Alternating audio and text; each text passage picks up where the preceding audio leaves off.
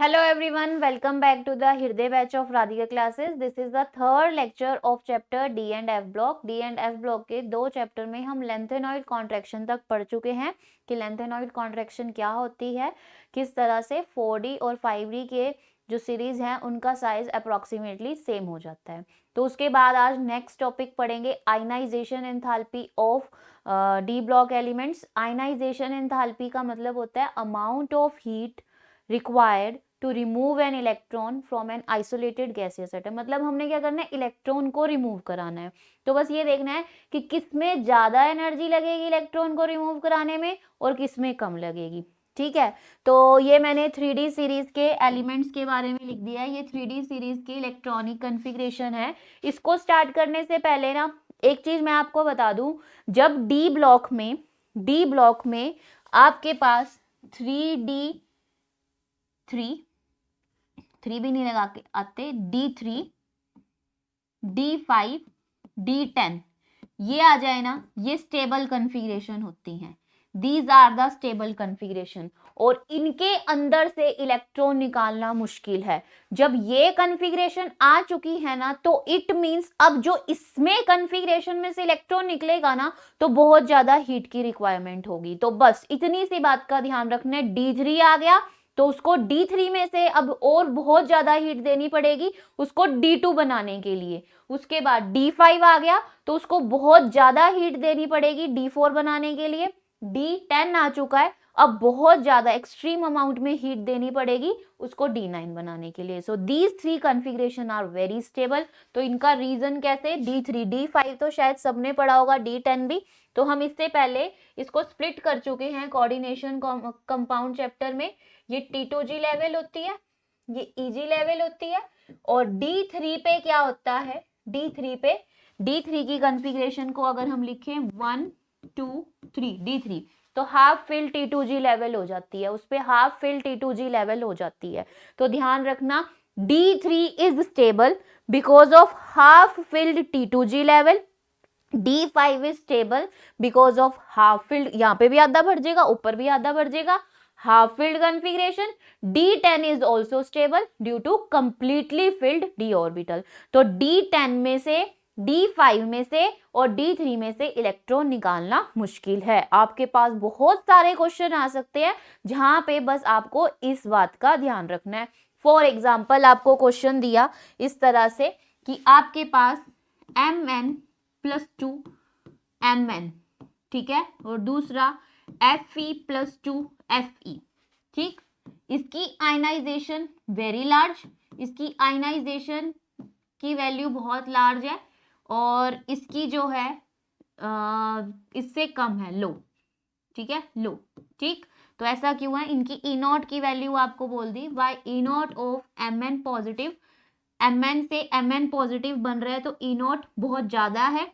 Mn Fe से Fe+2 बन रहा है तो उसकी E0 की वैल्यू बहुत कम है। तो आपने क्या करना है, जब कोई क्वेश्चन आ जाए तो बस इनकी इलेक्ट्रॉनिक कन्फिग्रेशन लिखोगे, ठीक है। क्या करोगे, इनकी इलेक्ट्रॉनिक कन्फिग्रेशन लिखोगे।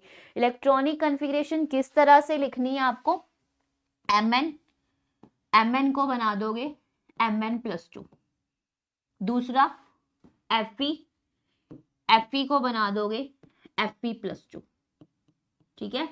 25 एटॉमिक नंबर, इलेक्ट्रॉनिक कन्फिग्रेशन लिखी आर्गन 3d5 4s2। अगर मैं 2 निकाल दूं तो क्या बचेगा, आर्गन 3d5, जो कि वो कौन कौन सी स्टेबिलिटी है, D5 D3 D10 ये आती। तो हर चीज इसमें से इलेक्ट्रॉन निकालना बहुत मुश्किल है, इसमें से इलेक्ट्रॉन निकालना बहुत मुश्किल है, ठीक है। फिर उसके बाद आर्गन 3d6 4s2, 2 इलेक्ट्रॉन निकाल दो 3d6, ठीक है। अभी तो एक इलेक्ट्रॉन और निकल जाएगा आराम से, क्योंकि कॉन्फ़िगरेशन स्टेबल कब होती है, D3 D5 और D10 पे। तो ऊपर वाला स्टेबल है, नीचे वाला अनस्टेबल है। इस तरह के क्वेश्चन आ सकते हैं। दूसरा आपसे पूछ सकते हैं Cr+3 और Cr+2 and Mn+3 Mn+3 को वो बोल देंगे reducing agent, sorry oxidising agent, और Cr+3 को बोल देंगे रिड्यूसिंग एजेंट। ठीक है, एक्सप्लेन इट वाई। ठीक है, आपको बोलेंगे why Cr+2 is a reducing agent and Mn+3 is a oxidising agent. तो इस क्वेश्चन को ध्यान से सुनना, ये क्वेश्चन बना के दे दिया, Cr+3+2 is a reducing agent, Mn+3 is a oxidising agent. तो आपने करना क्या है, ध्यान से सुनना कि करोगे क्या। जो रिड्यूसिंग एजेंट होगा उसको बोलते हैं, उसमें ऑक्सीडेशन होगी। ठीक है, ऑक्सीडेशन होगी। ऑक्सीडेशन का मतलब होता है इंक्रीज इन ऑक्सीडेशन नंबर। ठीक है, उसका ऑक्सीडेशन नंबर एक बढ़ा दो। Mn+3 is the oxidising agent, तो इसमें रिडक्शन होगी, रिडक्शन होगी। रिडक्शन में क्या कर देना है, इसका एक ऑक्सीडेशन नंबर डिक्रीज कर दो, बस इतनी सी बात करनी है। जोन सी बात आपको बोली जाए, Cr+2 is a reducing agent. Reducing agent में क्या करना है, ऑक्सीडेशन नंबर को बढ़ा दो। Mn+3 is a oxidising agent. Oxidising agent मतलब रिडक्शन, रिडक्शन का मतलब है ऑक्सीडेशन नंबर एक कम कर दो, बस। अब हो गया आराम से क्वेश्चन। तो क्या करना है, Cr+3+2 उसको क्या बना देना है, ऑक्सीडेशन नंबर को बढ़ा दिया +3। Mn+3 उसको क्या कर देना है, Mn+2। ठीक है, ऑक्सीडाइजिंग एजेंट एक कम कर देना है, बढ़ा दिया कम कर दिया। अब दोनों की इलेक्ट्रॉनिक कॉन्फ़िगरेशन लिखो। Cr का एटॉमिक नंबर होता है 24, Mn का एटॉमिक नंबर है 25। Cr में आएगा आर्गन 3d5 4s1, इधर आएगा आर्गन 3d5 4s2। ठीक है, अब उसके बाद आपने क्या करना है, यहाँ पे इलेक्ट्रॉन, दो इलेक्ट्रॉन निकालो, एक यहां से निकलेगा एक यहां से निकलेगा, क्या बचेगा, आर्गन, एक यहां से गया एक यहां से, 3d4। अब आपने कितने निकालने हैं, 3, एक यहां से दो यहां से, क्या बचेगा, आर्गन 3d3। ऐसे Mn का करो +3, दो यहां से एक यहां से, क्या बचेगा, आर्गन 3d3, दो यहां से एक यहां से 3d4, यहां से दो निकालोगे आर्गन 3d5। ठीक, सबसे पहले मैंने नॉर्मल तरीके से इसकी इलेक्ट्रॉनिक कॉन्फ़िगरेशन को लिख लिया। ठीक है, जब मैंने इलेक्ट्रॉनिक कॉन्फ़िगरेशन लिखी, सबसे पहले क्वेश्चन क्या दे रखा था, ऐसे Cr+2 is an reducing agent and Mn+3 is the oxidizing agent, explain। जो रिड्यूसिंग एजेंट होगा इट मींस वो ऑक्सीडेशन करेगा, ऑक्सीडेशन में एक उसका ऑक्सीडेशन नंबर बढ़ाओ। जो रिड्यूस ऑक्सीडाइजिंग एजेंट है मतलब रिडक्शन करेगा, वहां पे उसका ऑक्सीडेशन नंबर कम कर दो। Cr+2 में था +3 में कर दिया, Mn+3 में था +2 में कर दिया। फिर बस उनकी इलेक्ट्रॉनिक कॉन्फ़िगरेशन लिखो। इलेक्ट्रॉनिक कॉन्फ़िगरेशन लिखते ही मिला, जैसे ही Cr+2 से +3 होता है मतलब वो ऑक्सीडाइज्ड होता है, तो ऑक्सीडेशन होती है उसमें, तो 3d3 कॉन्फ़िगरेशन आ गई। 3d3 कॉन्फ़िगरेशन तो स्टेबल होती है। कौन कौन सी कॉन्फ़िगरेशन स्टेबल है, d3, d5, d10। तो ये तो स्टेबल है, तो आप यहाँ पे लिख दो स्टेबल। क्यों स्टेबल है, क्योंकि half filled T2G level, half filled T2G level.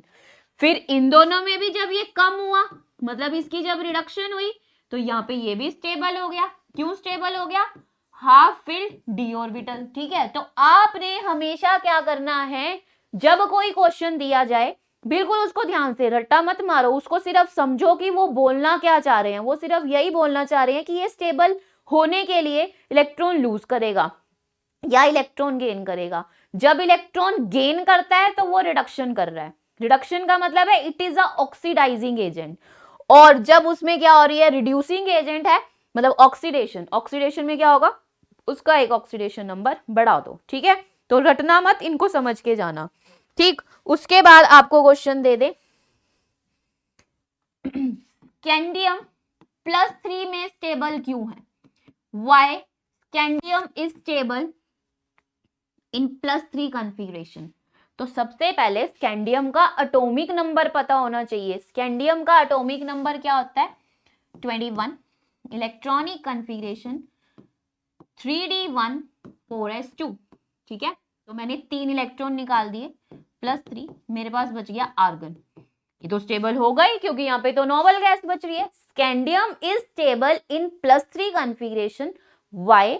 Because of attaining a noble gas configuration, क्योंकि यहाँ पे हमारे पास नोबल गैस कॉन्फ़िगरेशन आ जाती है। सिंपल सी बात है, नोबल गैस कॉन्फ़िगरेशन आ रही है। ठीक है, तो ध्यान रहेगा, इस तरह के क्वेश्चन आते हैं। तो जब कभी भी, ये देखो, अभी एक और बात का ध्यान रखना, यहाँ पे हम क्वेश्चन देखते हैं सबसे पहले। Why is the E not value for manganese Mn+2 से +3 हो रहा है, तो ये बहुत हाई वैल्यू है, ये बहुत हाई वैल्यू है। जबकि क्रोमियम +2 से +3 हो रहा है तो ये आराम से हो जाता है। या फिर Fe+3 से +2 हो रहा है तो ये भी बहुत आराम से, +2 से +3 हो रहा है, ये भी बहुत इजीली हो जाता है। सिर्फ Mn को +2 से +3 करने में बहुत ज्यादा दिक्कत होती है, उसकी E0 की वैल्यू बहुत ज्यादा है। ठीक है, उसकी E0 की वैल्यू बहुत पॉजिटिव है बाय। ठीक है, तो मैं Mn से +2 से +3 पे चलते हैं। ये क्वेश्चन है आपका, Mn+2 से +3 जाना हो तो E0 बहुत ज्यादा पॉजिटिव है। ऐसा क्यों हो रहा है? +2 से +3 जाना हो, पहले मुझे Mn का एटॉमिक नंबर पता होना चाहिए। 25 बहुत बार पढ़ लिया, फिर लिखा 3d5 4s2, 2 इलेक्ट्रॉन निकाल ले तो बच गया argon 3d5। 3d5 is a stable configuration. ठीक है, अब इसको बनाना है आर्गन 3d4, लेकिन 3d5 में से मुझे इलेक्ट्रॉन निकालना है जो कि बहुत स्टेबल है, और स्टेबल में से इलेक्ट्रॉन इतनी आसानी से नहीं निकलेगा, इसलिए उसका E0 जो है बहुत पॉजिटिव हो जाएगा। और दूसरे हाथ पे आपको बोल रहे हैं कि क्रोमियम बहुत जल्दी कर देता है, तो क्रोमियम का चेक कर लेते हैं। क्रोमियम +2 से +3 बहुत आसानी से हो जाता है। ऐसा क्यों है? क्रोमियम का एटॉमिक नंबर है 24, आर्गन 3d5 4s1, 2 इलेक्ट्रॉन निकाल ले, 2 इलेक्ट्रॉन निकाल ले, यहां से मेरे पास आ गया 3d4, आर्गन 3d4, एक और निकाल दिया आर्गन 3d3। ठीक है भाई, ये स्टेबल क्यों नहीं होगा? यहाँ पे d3 कॉन्फ़िगरेशन आ रही है, d3 कॉन्फ़िगरेशन तो स्टेबल होती है। क्यों स्टेबल होती है? Half fill T2G level, half fill T2G level. ठीक है, हाफ फिल T2G लेवल। फिर आपको क्वेश्चन दे दे, स्कैंडियम के बाद वेंडियम पे दे दिया। वेंडियम का एटॉमिक नंबर है 23। ठीक है, वेंडियम की सबसे स्टेबल कॉन्फ़िगरेशन बताओ, सबसे स्टेबल ऑक्सीडेशन स्टेट बताओ। क्या करोगे? Atomic number scandium, titanium, vanadium, argon 3d3 4s2। कौन सी स्टेबल कॉन्फ़िगरेशन होगी? 2 इलेक्ट्रॉन निकाल दो, वेंडियम के ऊपर +2 चार्ज आ जाएगा, तो इसमें क्या बचेगा? 3d3, और 3d3 आती ये क्या हो जाएगी? स्टेबल। कौन सी कॉन्फ़िगरेशन के साथ स्टेबल?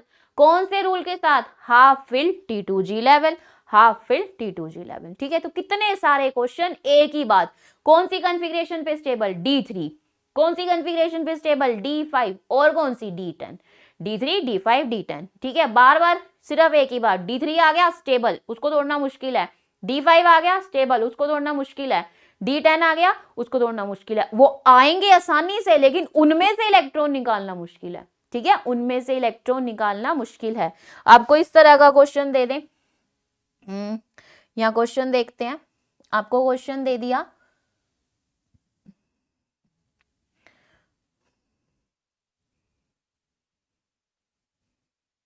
क्वेश्चन आपके आ गए यहाँ पे। ठीक है, why is the first energy of chromium is lower and zinc is highest? ठीक है, why is the first ionization energy of chromium is lower and zinc is highest? तो मुझे करना क्या है? मुझे सिर्फ यहाँ पे दोनों का एटॉमिक नंबर लिखना है। तो ठीक है, ये क्वेश्चन क्रोमियम दे दिया आपको, क्रोमियम दे दिया। क्रोमियम का एटॉमिक नंबर होता है 24, जिंक का एटॉमिक नंबर है 30। ठीक है, वो बोल रहे हैं पहला इलेक्ट्रॉन निकालना क्रोमियम में से मुश्किल है, लेकिन क्रोमियम से आसानी से निकल जाएगा, लेकिन जिंक में से नहीं निकलेगा। Why is the first ionisation energy of chromium, थोड़ा बड़ा कर लेते हैं इसको, chromium, why is the first ionization energy of chromium is lower and zinc is higher। ऊपर से भी लिख रखा होगा कि क्रोमियम की कम है लेकिन जिंक की पहला इलेक्ट्रॉन, फर्स्ट आयनाइजेशन एनर्जी मतलब पहला इलेक्ट्रॉन निकालना आसान है। तो क्रोमियम में से वो बोल रहे हैं, क्वेश्चन देख लिया, क्रोमियम में से, क्रोमियम का एटॉमिक नंबर 24, कॉन्फ़िगरेशन लिखी आर्गन 3d5 4s1, ठीक है। दूसरी तरफ लिखा जिंक 30 इसका एटॉमिक नंबर है, आर्गन 3d10 4s2, ठीक है, ये लिख दी। अब एक एक इलेक्ट्रॉन निकालना है, क्रोमियम में से निकाला, एक इलेक्ट्रॉन बच गया, आर्गन 3d5 स्टेबल हो गया भाई, तो ये तो बहुत आसानी से निकल के स्टेबल हो जाएगा। लेकिन जिंक में से आर्गन 3d10 4s1, ठीक है। तो आपको देख के ही पता लग रहा है कि अभी हमने यहां से इलेक्ट्रॉन निकाला, 3d5 बच के, अब ये स्टेबल हो रहा है, ठीक है। हर कोई एलिमेंट स्टेबल होने की कोशिश करता है। स्टेबल होने के लिए अगर उसको एक आधा इलेक्ट्रॉन निकालना पड़ रहा है ना, वो बहुत जल्दी निकाल देगा। जिंक तो अभी स्टेबल नहीं हुआ, जिंक तो इसके बाद स्टेबल होगा ना, तो इसमें से सेकंड इलेक्ट्रॉन बहुत जल्दी निकलता है। पहला निकालना मुश्किल है, दूसरा आराम से निकल जाएगा, ठीक है। क्रोमियम पहला इलेक्ट्रॉन ही आसानी से निकालेगा। क्यों निकालेगा? क्योंकि उसका एक इलेक्ट्रॉन निकलते ही आ जाएगी d5, और d5 तो स्टेबल होती है। लेकिन जिंक में से पहला इलेक्ट्रॉन निकालना मुश्किल है एज कंपेयर टू क्रोमियम, क्योंकि अभी डी पे तो कोई फर्क ही नहीं पड़ रहा, अभी तो एस में से इलेक्ट्रॉन निकल रहे हैं। अब उस पर फर्क पड़ेगा, अब 4s में से बहुत जल्दी इलेक्ट्रॉन निकलेगा। क्यों जल्दी निकलेगा? क्योंकि d10 आ जाएगी, ठीक है। d3 आते ही एक इलेक्ट्रॉन निकालना होना बहुत जल्दी निकलता है अगर d3 आ रहा है। एक इलेक्ट्रॉन निकालना हो अगर d5 आ जाए बहुत जल्दी निकलेगा। एक इलेक्ट्रॉन निकालना हो d10 आ जाए तो बहुत जल्दी निकलेगा, ठीक है। तो इस बात का आपको ध्यान रखना पड़ेगा कि कौन सा इलेक्ट्रॉन कितनी जल्दी, अगर d10 आ रहा है, d5 आ रहा है, तो ये एक इलेक्ट्रॉन बहुत जल्दी जाएगा, ठीक है। तो आपको इस तरह के क्वेश्चन दे दें। और दूसरा क्वेश्चन दे दिया, why is the second ionisation energy of chromium and copper is high and for zinc is low. फिर से वही बात रिपीट कर दी कि सेकेंड, अब एक एक और इलेक्ट्रॉन निकालना है, एक एक और इलेक्ट्रॉन निकालना है, तो यहां पे क्या हो जाता है, एक एक और, ठीक है। तो इसको ऊपर करते हैं थोड़ा सा। अब बोल रहे हैं क्रोमियम में से एक और इलेक्ट्रॉन निकालो, +2 करो, जिंक को +2 करो। अब तो बहुत मुश्किल हो जाएगी, ये तो निकाल लेगा ही नहीं इलेक्ट्रॉन क्योंकि ये स्टेबल है, लेकिन जिंक तो बहुत जल्दी निकाल लेगा क्योंकि उसको तो d10 होना है, और d10 पे होके तो वो स्टेबल हो जाएगा, ठीक है। तो क्वेश्चन को सिर्फ समझना है वो बोल क्या रहे हैं, ठीक है, समझना है। लैंग्वेज अपनी लिख दो, मार्क्स मिल जाएंगे। वैसे तो एनसीईआरटी को रीड करके जाओ फिर भी मार्क्स मिल जाएंगे। नोट्स भी आपको प्रोवाइड करा दिए, वो भी हो गया, आपको टेलीग्राम पे भेज दिए, वहां से आप ले लेना। लेकिन फिर भी रटना मत, अपने आप लिखना, सब कुछ करके देखना कि d10 आ रहा है, स्टेबल है। d10 आने के लिए अभी एक और स्टेप चलना है, तो ये एक निकालेगा, बहुत जल्दी निकाल देगा, ठीक है। जब d3, d10, d5 आ जाए, उसमें बहुत ज्यादा हीट लगती है, लेकिन अगर वो आने की, जैसे 4s1 है तो भी बहुत जल्दी निकल जाएगा, ठीक है। लेकिन जैसे d5 आ गया, अब निकालना मुश्किल है, ठीक है। इस बात का ध्यान रखना है।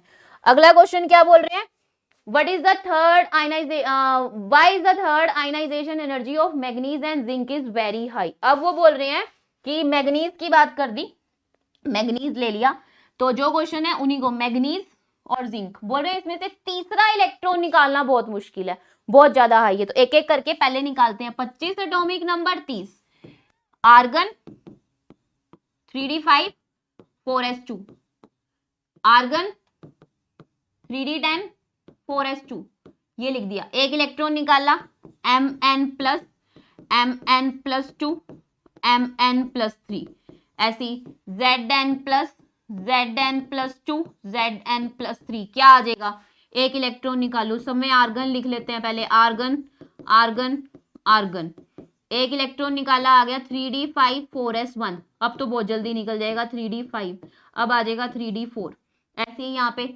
आर्गन आर्गन आर्गन, ठीक है। तो 3d10 4s1, 3d10 3d9, तो आपको पता है कौन सी स्टेबल कॉन्फ़िगरेशन होती है, D5 वाली, D10 वाली। इनमें से इलेक्ट्रॉन निकल गया, उसके अगले स्टेप पे जाना बहुत मुश्किल है। वो भी तो वही बोल रहे हैं कि थर्ड इलेक्ट्रॉन निकालना बहुत मुश्किल क्यों है? क्यों है? क्योंकि D5 कॉन्फ़िगरेशन है। क्यों है? क्योंकि D10 कॉन्फ़िगरेशन है। D3, D5, D10 जब भी ये आ जाए इनमें से इलेक्ट्रॉन निकालना मुश्किल है। ठीक है, तो ये क्वेश्चन आ गई। दूसरी बात, अब पढ़ते हैं ऑक्सीडेशन स्टेट के बारे में। ऑक्सीडेशन स्टेट, आपको इससे पहले मैंने कोऑर्डिनेशन कंपाउंड पढ़ाया। कोऑर्डिनेशन कंपाउंड्स में क्या पढ़ते थे?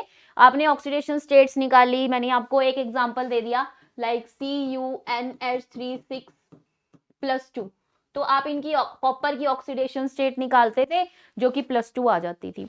मतलब कि हमारे पास जितने भी कोऑर्डिनेशन कॉम्प्लेक्सेस है ना, जितने भी डी ब्लॉक के एलिमेंट्स हैं, वो कोऑर्डिनेशन कॉम्प्लेक्सेस बनाते हैं।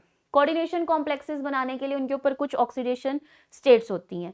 अब आपको ध्यान रखना है, आप तो पढ़ के आ गए कि +2 चार्ज होता है या +3 चार्ज निकालते थे। उसमें मैंने आपको बोला +2 निकलेगा या +3 निकलेगा, लेकिन जो हमारे डी ब्लॉक के एलिमेंट्स होते हैं ना, वो वेरिएबल ऑक्सीडेशन स्टेट्स दिखाते हैं। वेरिएबल, ठीक है, कौन कौन सी दिखाते हैं? ये इतनी सारी, स्कैंडियम +3, +1, इन सब में कॉमन +2 दिख रही है। इसलिए मैंने आपको बोला था कि डी ब्लॉक के एलिमेंट्स की कॉमन ऑक्सीडेशन स्टेट +2 होती है, +2 होती है। लेकिन वो बहुत सारे दिखा सकता है, +2, +3, +4, और इसमें जो मिडल वाला है, मिडल वाला वो बहुत सारी ऑक्सीडेशन स्टेट दिखाता है, +2 से लेके +7 तक।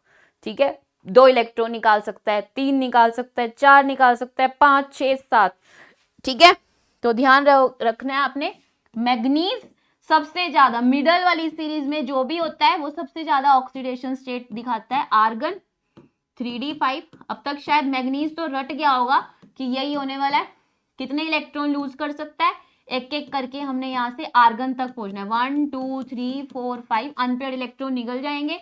4s2, एक इलेक्ट्रॉन निकालेगा +1, दूसरा निकालेगा +2, +3, +4, +5, +6, +7। जितने ज्यादा अनपेयर्ड इलेक्ट्रॉन होते हैं उतनी ज्यादा ऑक्सीडेशन स्टेट्स आती हैं। ठीक है, लेकिन अब आपका क्वेश्चन, जब हम कोऑर्डिनेशन कॉम्प्लेक्सेस पढ़ रहे थे तब तो इतने सारे ऑक्सीडेशन स्टेट दिखाई ही नहीं। तब तो या तो +2 चार्ज आ रहा था या +3 चार्ज आ रहा था। तो ये इतनी ज्यादा ऑक्सीडेशन स्टेट कब दिखाता है? ठीक है, तो ये इतनी ज्यादा ऑक्सीडेशन स्टेट कब दिखाता है? तो ध्यान रखना, जो वेरिएबल ऑक्सीडेशन स्टेट्स होती है ना, सबसे पहला क्वेश्चन पूछा जाए सबसे ज्यादा ऑक्सीडेशन स्टेट कौन दिखा रहा है? मैग्नीज। सबसे कम कौन दिखाता है? Zinc, sorry scandium. Why scandium? क्योंकि स्कैंडियम के पास सिर्फ 3 ही तो इलेक्ट्रॉन लूज करने हैं उसने, 3, सिर्फ 3 इलेक्ट्रॉन लूज करेगा और वो स्टेबल हो जाएगा, नोबल गैस कॉन्फ़िगरेशन आ जाएगी 3d1 4s2, 4s2। ठीक है, तो ये सिर्फ 3 पॉसिबल, +3 पे ये स्टेबल हो जाता है, और तो इसके पास इलेक्ट्रॉन है ही नहीं। ठीक है, जहां से ये लूज कर सके, क्योंकि नोबल गैस पे तो वो स्टेबल हो जाएगा।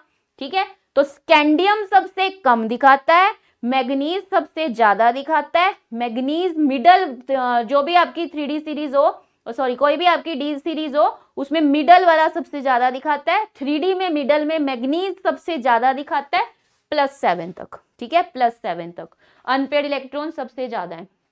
क्वेश्चन पूछा जाए +7 दिखाएगा कब? +7 दिखाएगा कब? इतने सारे इलेक्ट्रॉन जो लूज हो रहे हैं वो होंगे कब? तो मैग्नीज सबसे ज्यादा ऑक्सीडेशन स्टेट कब दिखाता है? When it combines with oxygen and fluorine. Why oxygen and fluorine? क्यों उसी के साथ जुड़ रहा है? +7 का मतलब है loss of 7 electron, loss of 7 electron. इतने ज्यादा इलेक्ट्रॉन कौन कहां से लूज करेगा? जब उसके सामने highly electronegative element. Highly electronegative element का मतलब है इलेक्ट्रॉन को खींचना अपनी तरफ। तो या ये 7 इलेक्ट्रॉन लूज करेगा और इसके सामने कौन होना चाहिए? हाईली इलेक्ट्रोनेगेटिव एलिमेंट होना चाहिए। So when manganese combines with oxygen and fluorine, it forms high oxidation state. तो आपसे पूछा जाए ना, हाई ऑक्सीडेशन स्टेट आएगी कब? ज्यादातर कब आती है? When it combines with the oxygen और फ्लोरीन, या ये किसके साथ जुड़े हो? हैलोजेंस के साथ जुड़े हो, या ये किसके साथ जुड़े हो? हैलोजेंस। ठीक है, हायर ऑक्सीडेशन स्टेट लगानी हो, कितने इलेक्ट्रॉन लूज करने हैं? 6 इलेक्ट्रॉन लूज करने हैं, 7 इलेक्ट्रॉन लूज करने, तो सामने भी तो ऐसा होना चाहिए ना कोई जो ज्यादा इलेक्ट्रॉन ले सके। जो ज्यादा इलेक्ट्रॉन ले सके। तो manganese +7 oxidation state simple halogens के साथ नहीं तब दिखाता है जब उसके सामने ऑक्सीजन और फ्लोरीन लगाओ, ठीक है, MnO3F, ठीक है, बुक में पढ़ोगे आपको दिखेगा कंपाउंड का नाम MnO3F, ठीक। उसके बाद नेक्स्ट, ऐसा भी है क्या कभी जो जीरो ऑक्सीडेशन स्टेट आती हो कि वो कंबाइन भी हो जाए, अपने मेटल को अपने इलेक्ट्रॉन भी ना लूज करने पड़े, यस। तो आपको ध्यान रखना है transition metal zero oxidation state भी दिखाते हैं, बहुत सारी ऑक्सीडेशन स्टेट तो दिखा ही रहे हैं। +7 कब दिखा रहा है, जब उसके सामने हाईली इलेक्ट्रोनेगेटिव एलिमेंट लगे हुए हैं, बहुत सारी आ रही हैं, लिगेंड्स के साथ जुड़ते हैं तब भी आती हैं, +2 +3 ऑक्सीजन जुड़ जाए, फ्लोरीन जुड़ जाए, और भी बड़ी बड़ी ऑक्सीडेशन स्टेट दिखाएगा। जीरो दिखाएगा कभी, यस। कब दिखाएगा, आपने ध्यान रखना है जब ट्रांजिशन मेटल किसी पाई एक्सेप्टर के साथ लगाओ, जो कि सिनर्जिक इफेक्ट में मैंने आपको बताया था, उसके साथ CO लगाओ। क्या लगाओ, CO लगाओ। Yes, it shows zero oxidation state when it combines with the ligand that is pi acceptor, ठीक है, जिसमें pi acceptor बॉन्डिंग हो, तब ये क्या हो जाएगा, जीरो ऑक्सीडेशन स्टेट दिखाएगा, ठीक है, जीरो ऑक्सीडेशन स्टेट दिखाएगा। अगली बात, अब आपसे पूछा जाए V25 + Cr2O7 Mn2O7, ये आपको कुछ नंबर दे दिए, ये ऐसे आपको बना के दे दिए, आपसे पूछें इसमें से सबसे ज्यादा एसिडिक कौन सा है, एसिडिक कौन सा है। एसिडिक का मतलब होता है लॉस, मतलब जिसके पास इलेक्ट्रॉन की कमी है, जिसके पास क्या है, इलेक्ट्रॉन की कमी है। तो आपको ध्यान रखना है जब कभी भी एसिडिक से क्वेश्चन आए तो आपको याद आ जाए जिसके पास इलेक्ट्रॉन की कमी है। इलेक्ट्रॉन की कमी किससे पता लगती है, पॉजिटिव चार्ज से, जिसके पास जितना बड़ा पॉजिटिव चार्ज उसके पास उतनी इलेक्ट्रॉन की कमी, ठीक है। तो और दूसरा जो सबसे ज्यादा ऑक्सीडाइजिंग पावर में होगा, मतलब जिसका जितना बड़ा ऑक्सीडेशन स्टेट होगा। ये 3 दे दिए आपको, ये क्वेश्चन आया था पेपर में, या इससे रिलेटेड कोई और आ जाए। Which one is more acidic, more acidic मतलब जिसके पास, बेसिक मतलब इलेक्ट्रॉन ज्यादा है, एसिडिक मतलब इलेक्ट्रॉन की कमी है। इलेक्ट्रॉन की कमी कैसे ढूंढे, इसमें मेरे को कैसे पता लगेगी, तो इनका ऑक्सीडेशन स्टेट निकाल लो, ऑक्सीडेशन स्टेट या ऑक्सीडाइजिंग पावर भी बोलते हैं, वो निकाल लो। तो इनके ऊपर का ऑक्सीडेशन स्टेट निकालोगे, कैसे निकालना है, VO5+, इसको x ले लो, O के ऊपर -2 इंटू में 5 = +1। क्वेश्चन यहीं से देख लेते हैं, कुछ गड़बड़ ना होगी हो। जो आपका क्वेश्चन है, एक सेकेंड,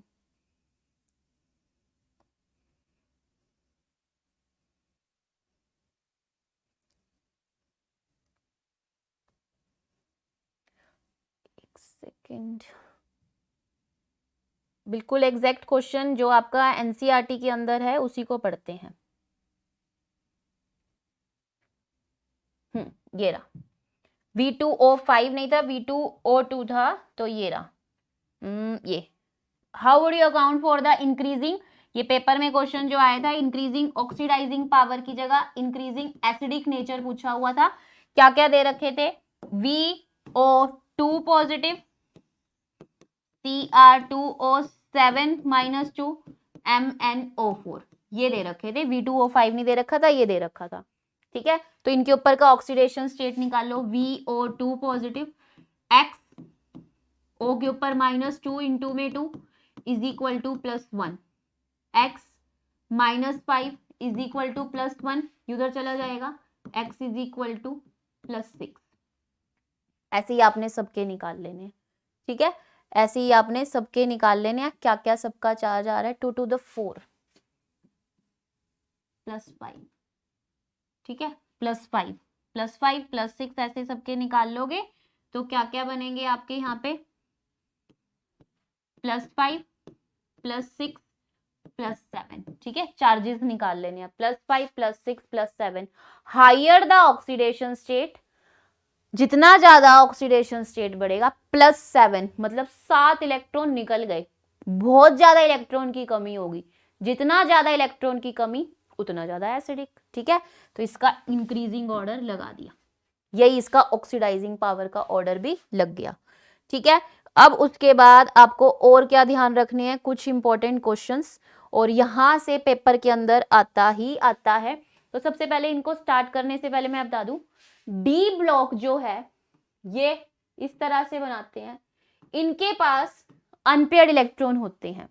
5 ऑर्बिटल में खाली जगह बहुत ज्यादा पड़ी है, खाली जगह है, अनपेयर्ड इलेक्ट्रॉन है, उस वजह से क्या क्या होता है वो पढ़ेंगे। अब जो क्वेश्चन करने हैं ना, that all questions are very important. पहला, why transition metals and many of their compounds are paramagnetic. Paramagnetic क्या होता है, हम सिंपल बोले जिसमें अनपेयर्ड इलेक्ट्रॉन होते हैं। बहुत सारे आपने कोऑर्डिनेशन कॉम्प्लेक्सेस में पढ़ा है, मैंने आपको बताया कि कैसे अनपेयर्ड इलेक्ट्रॉन को चेक करते हो। Mn का इतनी बार एग्जांपल लिया, D5 का मतलब भी है उसके अंदर अनपेयर्ड इलेक्ट्रॉन है। तो आपको थ्योरी अपने ये एनसीईआरटी में इस तरह से लिखा हुआ है। आपको सिंपल सी एक बात पता होनी चाहिए, transition metals are paramagnetic, they are weakly attracted by a magnetic field. Why? Because of the presence of unpaired electron. ठीक है, because of the presence of unpaired electron in their atoms and molecules, the paramagnetic character increases as the number of unpaired electron increases. तो आपसे पूछे paramagnetic moment निकाल के दिखाओ, तो कैसे निकाल लोगे, n+2। ये n क्या होता है, n होता है नंबर ऑफ अनपेयर्ड इलेक्ट्रॉन। जैसे आपको क्वेश्चन दिया, calculate the magnetic moment of a divalent, divalent का मतलब है +2 चार्ज, किसके ऊपर +2 चार्ज, एटॉमिक नंबर क्या है 25। 25 याद आ जाए तो ठीक है, वैसे तो Mn का होता है, लर्न करके जाओ, लेकिन नहीं याद आए तो X लिख दो, फिर यहाँ पे +2 चार्ज। Mn का एटॉमिक नंबर, इलेक्ट्रॉनिक कॉन्फ़िगरेशन लिखी argon, Mn 25, argon 3d5 4s2, 2 electron, divalent मतलब 2 इलेक्ट्रॉन निकाल दो, क्या बचेगा, आर्गन 3d5। 3d5 को बनाओ इस तरह से 1 2 3 4 5, कितने अनपेयर्ड इलेक्ट्रॉन है 5, यहाँ पे 5 लिखो, 5+2, ठीक है, 5 × 7, 5 7 35, 30√35 इसका क्या हो जाएगा, बोहर मैग्नेट्रॉन, इसकी मैग्नेटिक मोमेंट आ जाएगी। दूसरा क्वेश्चन आपको दे रखा है, calculate the spin only magnetic moment of M+2, मतलब वही +2 चार्ज डालना है, किसके ऊपर, 27 एटॉमिक नंबर है, 27 मतलब कोबाल्ट, कोबाल्ट के ऊपर 27, आर्गन 3d7 4s2, 2 इलेक्ट्रॉन निकाल देंगे, क्या बचेगा 3d7। 3d7 को अगर आप बनाओ कितने अनपेयर्ड इलेक्ट्रॉन दिखते हैं, 1 2 3 4 5 6 7, कितने दिख रहे हैं 3, ठीक है। तो यहाँ पे आपने 3 पुट करना है, 3 इंटू में 2 +2, तो 3 5, सॉरी 3 और यहाँ पे क्या आ जाएगा 5 15, ठीक है। तो ये हो जाएगा 3 यहाँ पे इंटू में 3 + 2 5 हो गया, 3 × 5 15, ठीक है। एक बार इसको दोबारा देख लो कैसे करना है, जितने अनपेयर्ड इलेक्ट्रॉन दिखेंगे वैल्यू पुट करो, n की वैल्यू 3, n की value 3, under root bracket n की वैल्यू 3 + 2, 3 + 2 5, 3 5 15, 3 5 15 निकल जाएगा ना, तो ये कर लेना। दूसरा क्वेश्चन है, why transition elements form coloured compound. इसके अंदर मेन ये डी ट्रांजिशन, ये डी ट्रांजिशन नहीं लिखोगे तो मार्क्स नहीं मिलेंगे, डी ट्रांजिशन, बाकी थ्योरी पढ़ लो, ये डी ट्रांजिशन लिखना है। दे क्या रखा है क्वेश्चन के अंदर, जब आपके पास डी ब्लॉक में अनपेयर्ड इलेक्ट्रॉन होते हैं ना, ये T2G लेवल है, ये EG लेवल है, अनपेयर्ड इलेक्ट्रॉन हो तो वो क्या करते हैं, और इसको क्या किया हमने, एक्वस सोल्यूशन पानी में मिलाया, कुछ एनर्जी मिली उसको, हीट मिली, ये अनपेयर्ड इलेक्ट्रॉन जो यहाँ पे पड़े हुए हैं आधा भरा हुआ, मतलब कि अनपेयर्ड इलेक्ट्रॉन होने चाहिए यहाँ पे, ये कुछ एनर्जी लेके ऊपर की तरफ जाएंगे, इट एब्जॉर्ब एनर्जी, और T2G लेवल से EG लेवल पे जंप कर जाएंगे। जब ये ऊपर जा रहे हैं तो इन्होंने एनर्जी को एब्जॉर्ब किया, ठीक है, कुछ देर के बाद इनकी एनर्जी हो जाएगी release and they fall back to their level, वो T2G लेवल पे वापस आ गए, जब इनकी एनर्जी क्या होगी रिलीज, और जब ये एनर्जी रिलीज होती है ना, तो रिलीज होने पे दे एमिट डिफरेंट कलर्स, ठीक है, जोन सा एब्जॉर्ब करके गए थे उसके कॉम्प्लीमेंट्री कलर ये रिलीज करेंगे, तो इट रिलीज डिफरेंट कलर्स, ठीक। तो यहाँ पे यही लिखा हुआ है, transition metal sign generally possesses one और मोर, अनपेयर्ड इलेक्ट्रॉन होने जरूरी है, when visible light falls on a transition metals, पानी में मिलाएंगे विजिबल लाइट पड़ेगी, the unpaired electron present in the lower energy d orbital T2g level get promoted to a higher level, मतलब Eg level called dd transition. Due to the absorption of visible light, वो light absorb करके T2g level से Eg level पे गया। Since the energy evolved in dd transition is quantized, only a definite wavelength get absorbed, remaining wavelength present in the visible light got transmitted। जितनी quantize हुई थी बाकी वापस आ गई। Therefore transmitted light shows some color complementary to a absorbed color। ठीक है, जो colour उसने अब्जॉर्ब किया ट्रांसमिटेड होने के टाइम पे जो एनर्जी रिलीज होगी उसका कॉम्प्लीमेंट्री आएगा। ठीक है, तो इन क्वेश्चंस में आपने बताना है किस किस में कलर आएगा। TI+3 एनसीईआरटी का क्वेश्चन है, जिसमें अनपेयर्ड इलेक्ट्रॉन दिखने वाले हैं उसमें कलर आएगा, बाकियों में नहीं आएगा। तो दिस इज योर होमवर्क, ये आपने बताना है कि इसका आंसर क्या होगा, किसमें कलर है किसमें अनकलर्ड है। अनपेयर्ड इलेक्ट्रॉन तो कलर आएगा। ठीक है, उसके बाद नेक्स्ट है why transition metals and their compound show catalytic activity. Catalytic activity कब होती है? जब एक कैटालिस्ट हो उसके पास जगह खाली हो। ठीक है, जगह खाली होगी, वो सरफेस एरिया बढ़ा देगा, सरफेस एरिया बढ़ा देगा तो रिएक्शन फास्ट हो जाएगी। ठीक है, higher the surface area, more the surface area, more easily the reaction takes place. तो डी ब्लॉक में तो बहुत ज्यादा जगह खाली होती है। दूसरा, जब इसके पास वेरिएबल ऑक्सीडेशन अनपेयर्ड इलेक्ट्रॉन होंगे, अनपेयर्ड इलेक्ट्रॉन है तो ये बहुत सारी ऑक्सीडेशन स्टेट दिखा सकता है, ऑक्सीडेशन स्टेट दिखा सकता है तो ये इंटरमीडिएट लेवल पे थोड़े थोड़े कंपाउंड्स भी बना सकता है। तो कंपाउंड्स बनेंगे, ऑक्सीडेशन स्टेट दिखा, ऑक्सीडेशन स्टेट तो बहुत सारी दिखा ही रहा है, मतलब +7 तक तो दिखाई देता है। +7 का मतलब है 7 इलेक्ट्रॉन लूज कर सकता है। 7 इलेक्ट्रॉन लूज करने का मतलब है कि ये बहुत सारे कॉम्प्लेक्स बना सकता है। कॉम्प्लेक्स बनेंगे, रिएक्शन फास्ट होगी, फिर वो कॉम्प्लेक्स टूट जाएंगे जब रिएक्शन जो बनानी होगी। जैसे आपने कभी कैटालिस्ट के बारे में पढ़ा हो, ये A+B है, ये क्या करता है कैटालिस्ट के साथ, ये C इज द कैटालिस्ट और A और B को कंबाइन होना है AB। तो सपोज ये जो C है ये हमारा कैटालिस्ट है, ये D ब्लॉक से बिलोंग करता है। D ब्लॉक के पास दो टेंडेंसी है इनको कंबाइन कराने की। पहली टेंडेंसी है ये सरफेस एरिया इंक्रीज कर दे, सरफेस एरिया इंक्रीज करेगा, ये दोनों का सरफेस एरिया इंक्रीज हो जाएगा। D का सरफेस एरिया इंक्रीज है, ये दोनों, सपोज ये C है, इसको बना लेते हैं पहले, ये C है, C इज अ कैटलिस्ट और ये D ब्लॉक को बिलोंग करता है तो इसका सरफेस एरिया बहुत ज्यादा है। ठीक है, A और B जाएंगे इसके सरफेस पे और दोनों कंबाइन हो जाएंगे।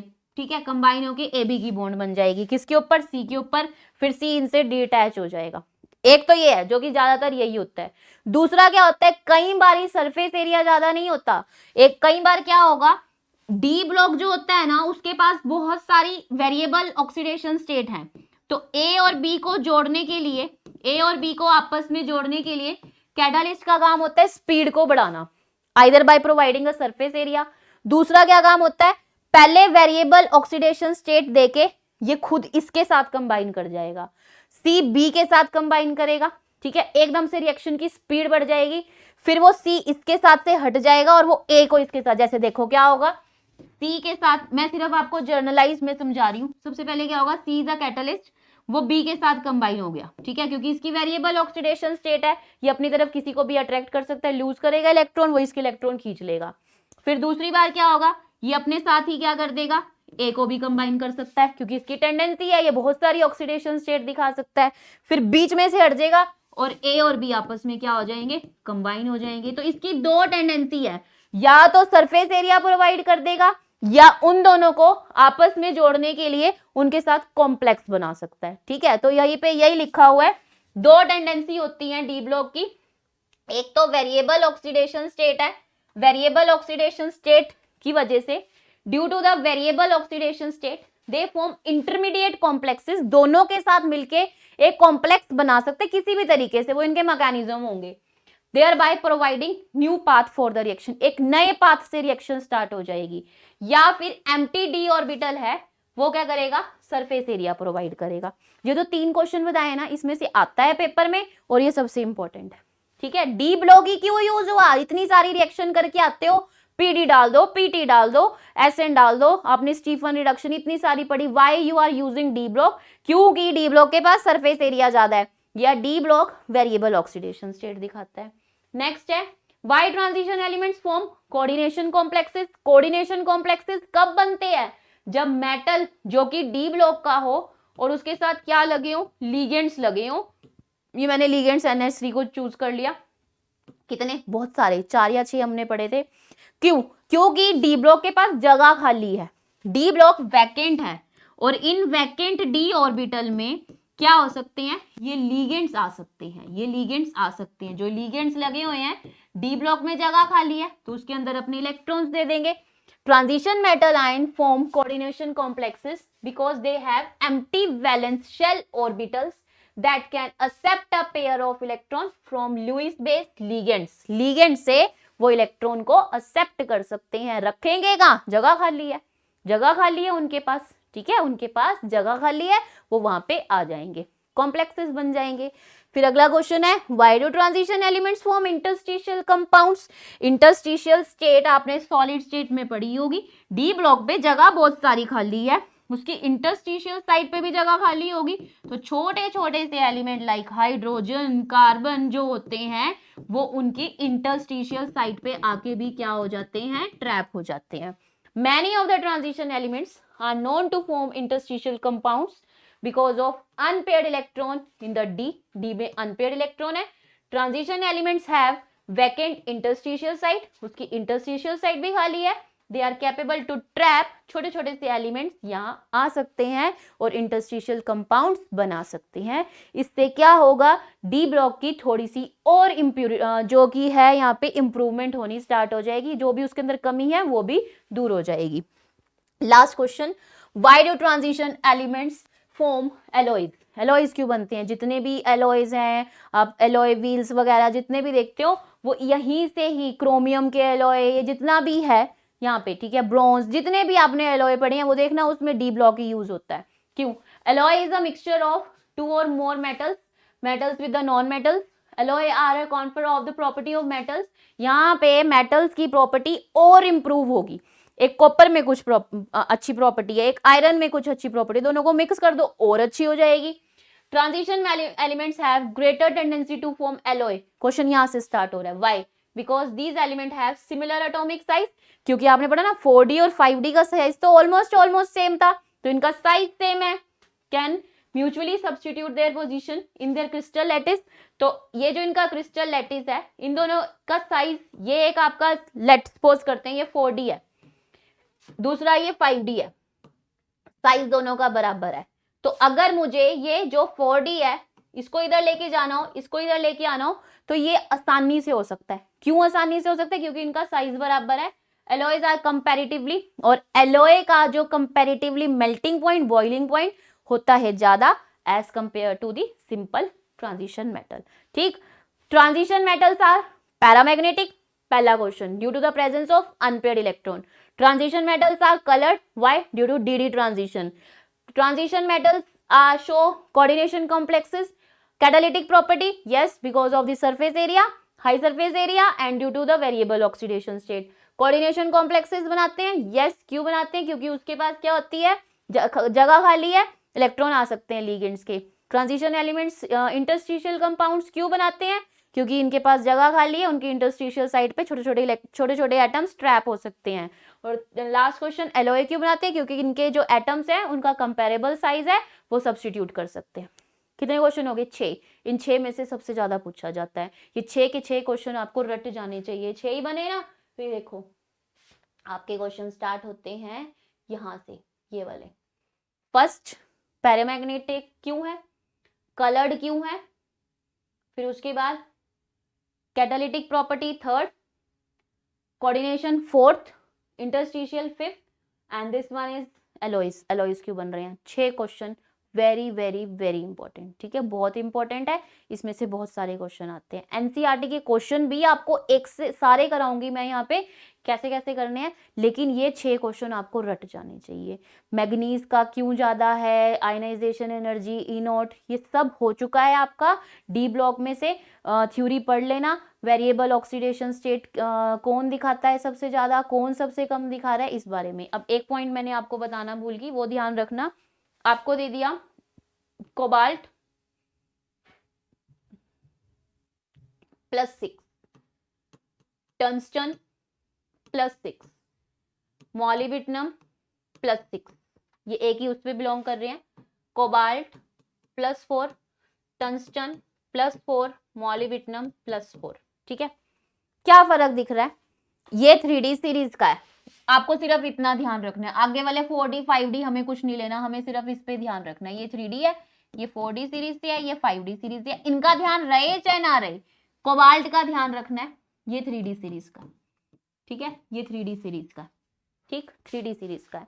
जो 3D सीरीज के होते हैं ना, उनको कंपेयर किया जाए ना 4D से या 5D से, तो आपको एक बात का ध्यान रखना है, जो हमारी 3D सीरीज है वो लोअर ऑक्सीडेशन स्टेट में रहती है। एक आपको दे रखा है +6, एक दे रखा है +4।